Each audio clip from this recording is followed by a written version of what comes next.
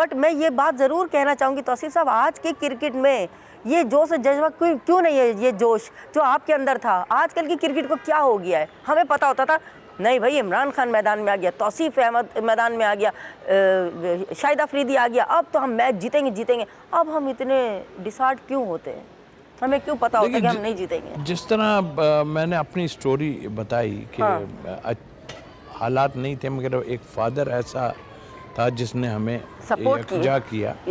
Cricket में भी जो है ऐसे लोग मुझे मिले।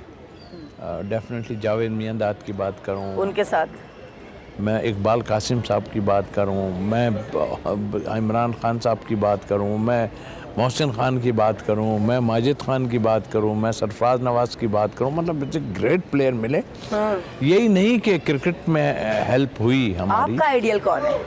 देखिए, मेरा उस वक्त माजिद खान थे, जो कि मेरा ख्याल है कि इज़ ए नाइस पर्सन, बहुत ज़बरदस्त। उनके साथ की कोई याद शेयर करेंगे हमसे? याद इतनी थी कि मैं ज़ाहिर है एक तो मैं ये आपको बताऊं कि हमारे यहाँ लोग उनके जूते घिस जाते हैं इस मुकाम तक आने के लिए। मैंने ना कोई फर्स्ट क्लास खेली, ना मैंने कोई अंडर 19 खेली।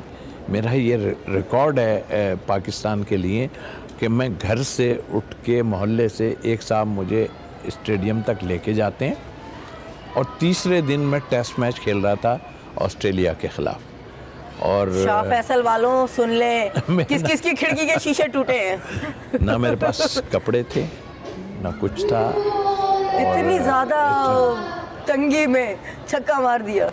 पर छक्का कह गई है कुदरत और मेरे माँ बाप की दुआएं, सीधी बात है।